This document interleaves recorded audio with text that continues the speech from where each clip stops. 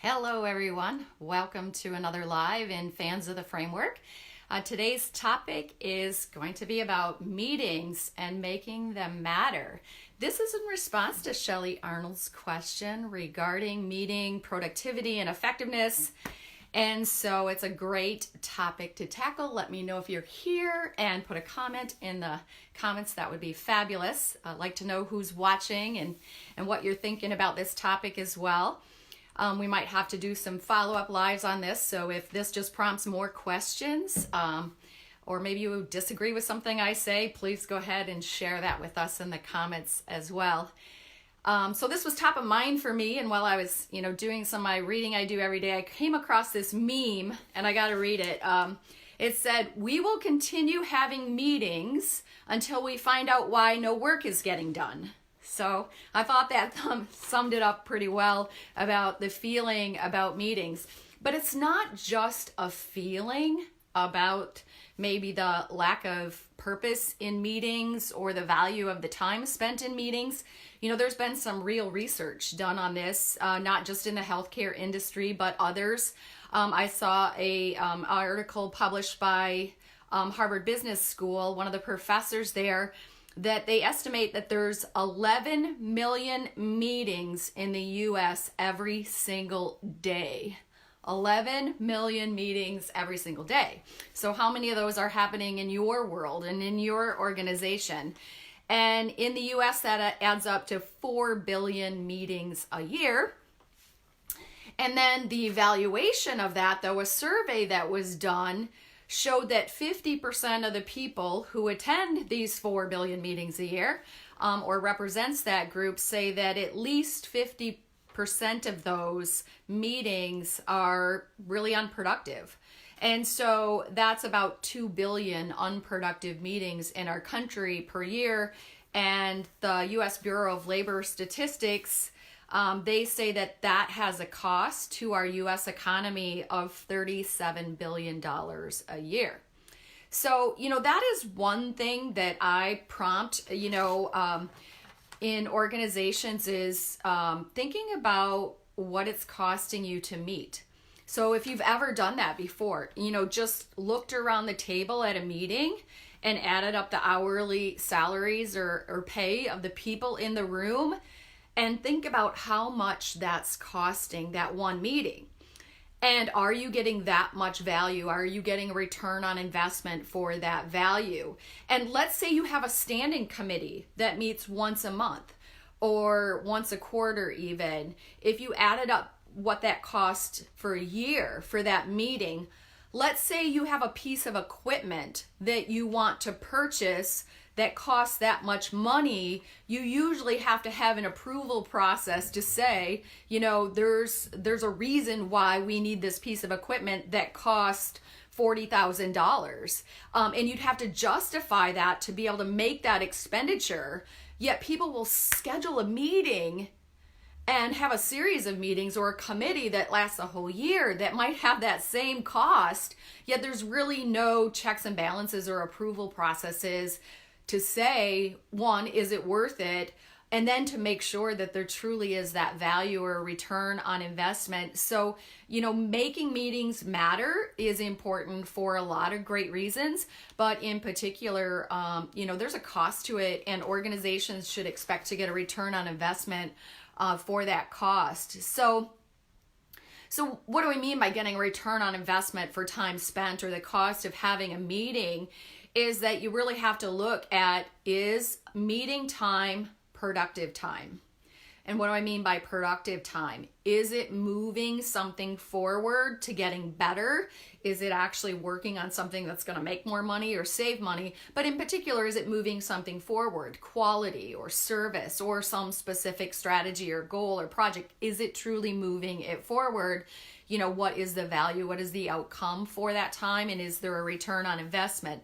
So, meetings can be your method to move things forward and get, good things to happen, or they can be the barrier, the whirlwind, part of the whirlwind that gets in your way of making good things happen. So it's really a choice, and meeting mechanics and how teams are set up and all of that can make a difference of whether or not it's a barrier to making things happen, or it's actually part of and a method for making things happen. So, and this is really important for us as a company, because when we partner with healthcare organizations to really, create transformational change, we use a team model to make that happen. And just by implying that means that these teams are going to meet, right? And so if these teams are going to meet, we want to make sure that these team meetings are very effective and that they're part of moving things forward and making progress in the organization, and they're not wasted time, and they're not something that's actually a barrier and takes time away from efforts that would move things forward. So, making sure meetings go well and teams that are, purpose to meet, that those go well is important to us. And also in our framework, we have some other things that are meetings that, maybe it's the daily safety briefing. That's a meeting, right? It's a daily meeting, and you want that to be purposeful and meaningful, and that it makes a difference and it's worth that time invested. Or our monthly accountability meeting model that we have, we want to make sure that those kind of meetings are productive and effective.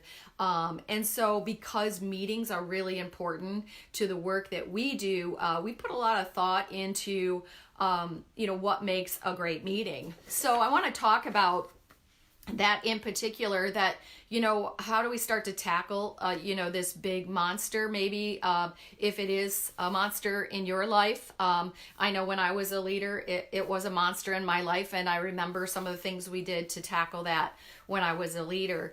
But really, part of the big solution is, thinking about the roles of the people in the room. Let's say that we can identify two very clear roles. One is the meeting facilitator or chair, and then the other is the meeting participants. So if we put really, the meeting into the perspective of the roles, there's really two big roles.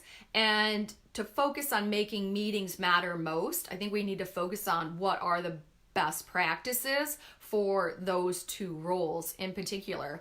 So let's talk about being the meeting facilitator or chair. So if you're responsible for, really making sure a team meeting is productive, effective, etc., what is it that is, your role or your ability to contribute to making sure there's meaning in the meeting is, each meeting should have a very clear goal and purpose for why the meeting is even going to happen. So before you even send out a meeting notice, before you even design an agenda for the meeting, there should be clarity in your mind as the meeting chair or facilitator. What is the clear goal and purpose or outcome that we want to create from this meeting? And then the meeting, everything else about the meeting is designed around meeting that goal or purpose or outcome that is for the meeting. So for instance, in our employee-driven teams and our partner organizations, each one of those teams has a very clear purpose. I mean, it's not vague. It's not just, left up to perception. There's a very clear purpose for every single team. So then the goal of that team meeting is all about fulfilling that purpose. And then they have a plan that's in alignment with that purpose. And so if they follow their plan and alignment for that purpose, that really drives the agenda.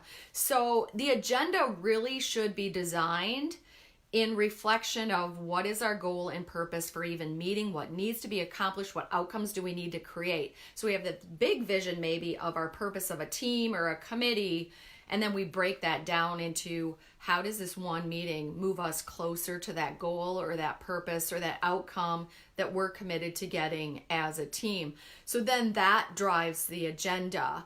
And then who is there, who's inviting to a meeting needs to also reflect that, because a lot of meetings can be dysfunctional because the people that need to be there to participate aren't represented. And so even on teams, for instance, where, there's a standing team membership, if you have low participation, low attendance, then the people aren't there to participate. So even if you have a great purpose, even if you have a great agenda, if people aren't showing up or the right people aren't there, then it's going to be very hard to get that outcome or move towards that purpose or goal. So who is there must reflect that. And as the team leader or chair or facilitator, that's part of one of your responsibilities, is making sure and facilitating that people participate. And participation can really fall off if, there's a sense or feeling that past meetings were worthless. They didn't stay on task. They didn't stay on focus. They really didn't get anything done. I would say that most people aren't motivated to show up for that. So you as a team leader, your real challenge is to make sure that each meeting is so purposeful and in so alignment of why your team or why you're even meeting it, why it exists, is that, that's your role, is to really champion that and steward that. And then if you have people that are really important to the agenda and the purpose and they're not showing up, your job is to figure out why. And it may be because of this history of, past unproductive meetings, or the feeling that it doesn't matter if I'm there or not because I'm not listened to or heard. It doesn't really matter. In that case, then, as the leader of the team, the facilitator, it's your job to figure that out and problem solve around that. And oftentimes, there could just be some individual things. So we like to take that offline, but maybe talking about it as a group, but then also with individuals is important. But as a team leader or chair, it's really important to you that the people are there that are necessary, or the whole meeting might be a waste for the other people that do show up. And then the chair is also responsible for, making sure the logistics happen. Maybe there's assigned roles, a timekeeper, a minute or note taker, something like that. And even the location of the meeting. And I find that matters. The location of the meeting matters. And having it in a place that's conducive. So if your agenda is all around being creative and innovative, and you need to come up with a solution to a problem, the meeting's going to be really focused on that. It's good to have an environment and the meeting in an environment that is conducive to that, and can facilitate that. And the meeting chair would be responsible for that. And then also the meeting chair is responsible for the length of the meeting. And so, the shorter the better might be the new mantra for meeting. Maybe the new default. I know a lot of people, the default is it's an hour meeting, it's an hour meeting, and it's an hour meeting. So, maybe the new default is 30 minutes. And so what does that mean is you have to be very prepared. The agenda has to be very specific, a very clear outcome. And usually that means that there's more pre-work and post-work, but that often is more palatable to participants on teams versus finding the time to meet. Some of the common blunders of team chairs or meeting leaders would be the lack of pre-planning. So, I sent a little note out on Fans of the Framework earlier last week about, never accept a meeting invite if there's not an agenda. And so as the team, and I remember one of the comments on there from Cindy was that, that really spoke to her as a team facilitator or a meeting chair, is that, it's her responsibility to make sure that there's an agenda out well in advance. And with the meeting notice, so people know specifically what's the clear goal, purpose, and outcome, and an agenda for our time together. And then the participants can decide whether or not that's the most valuable place to put their time, because there's competing interests for that. I know when I was a leader, I would be double, triple booked for the same hour for different meetings, and I would have to make a decision, which one am I going to? And so if I don't have an agenda, how do I know which one is the most important for me to be at? So that lack of pre-planning, and then the also is short notice. I see that a fair bit, is that, the meeting chair, they get a little bit behind on, the whirlwind sucks them away. And so they'll send out a, meeting invite on very, very short notice. Well, again, that's going to impact your attendance likely, and it's going to minimize the time people have to be prepared. So already you're setting up your meeting to be less productive than it would have been otherwise. And then another thing that a common blunder we see is too much or too little on the agenda. So, if your meeting is 30 minutes, think about how much really can be done in that time. There was a team that I was asked to come in and sit on a nursing shared governance council meeting that's 2 hours once a month in an organization. And I sat there and I watched that, and they had 20 somethings on their agenda. Well, that meant they had only a few minutes to devote to each thing. And I'm talking these things that were on their agenda were big deals, right? And they had like 3 or 5 minutes assigned to talk about something that's a big deal, or to work on something, or make a decision about something that's a big deal. And so they were very frustrated because they felt like they weren't getting things done in meetings. They were meeting 2 hours every single month and they weren't getting anything done. And the point there was they were too broad focused, right?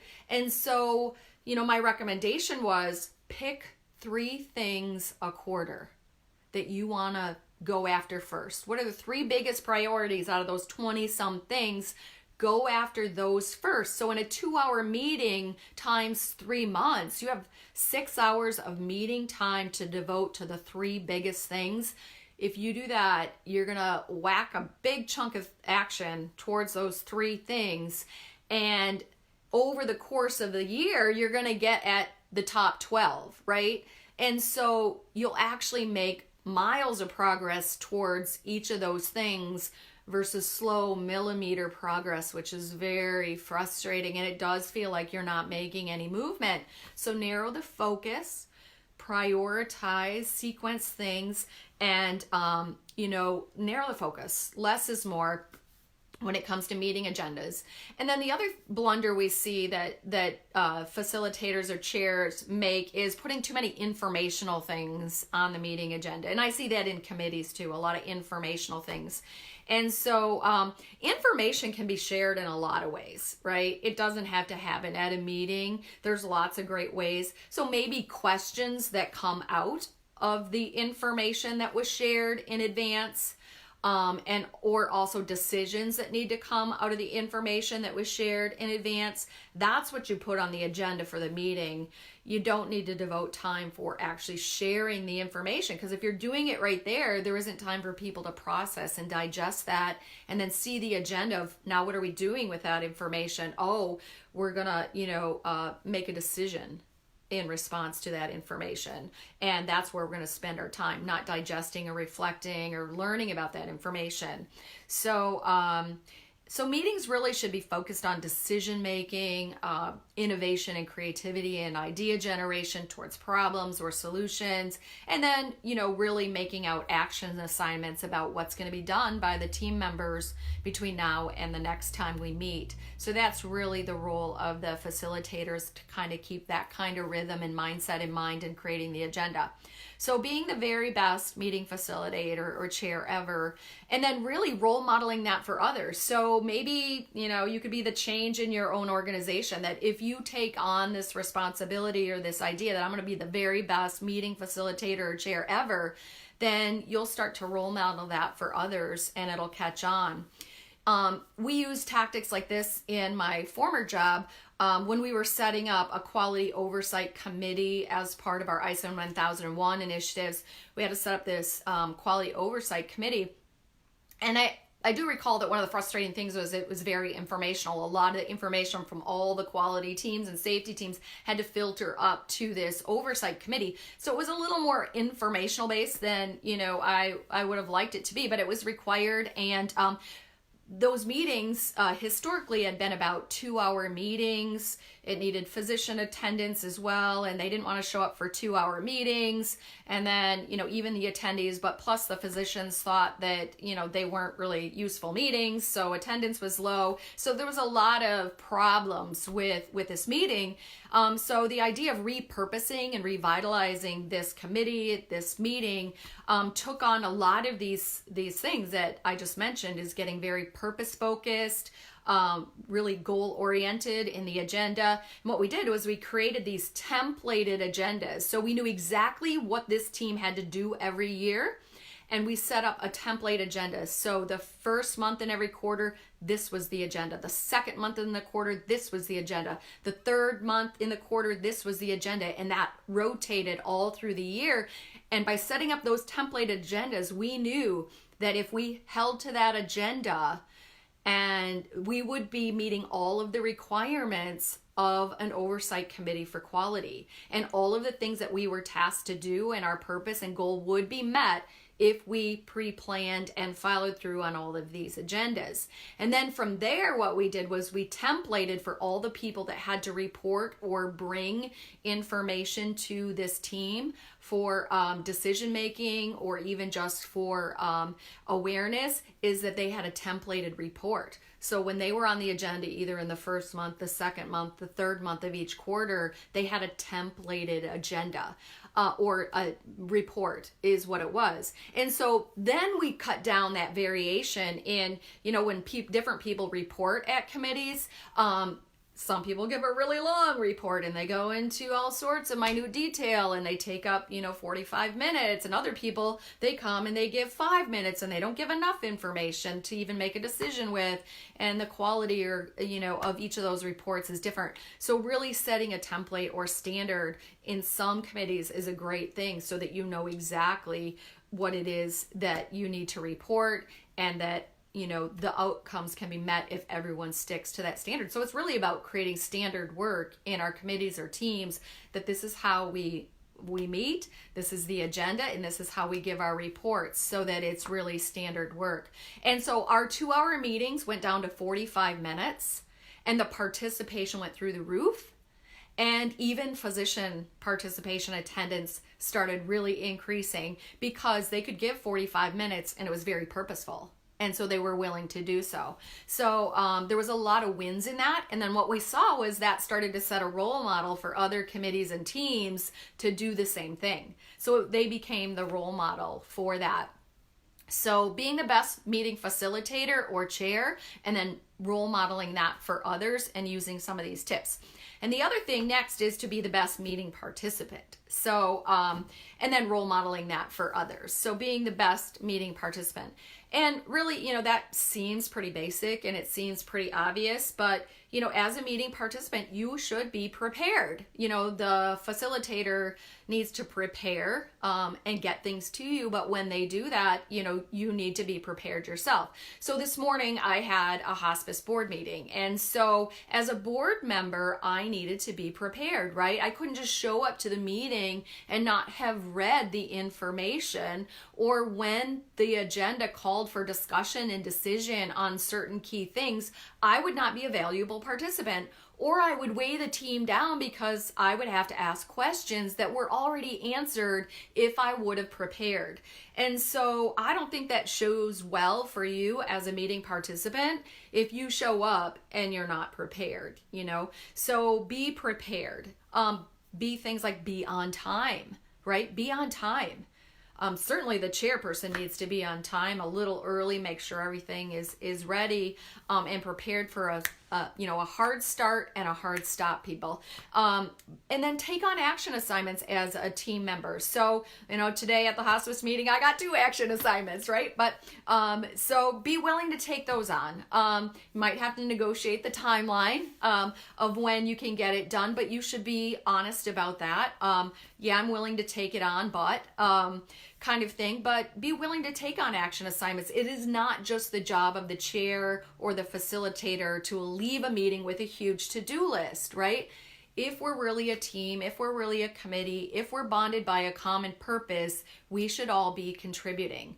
And there's things, and if everyone did one thing between now and the next meeting that moved us closer to our purpose, we are going to move faster, and we are going to make meetings productive and our team more productive towards its goal. And in particular, as a meeting participant, be present. Not only be there on time, don't just show up, be present. Might mean turning off your cell phone.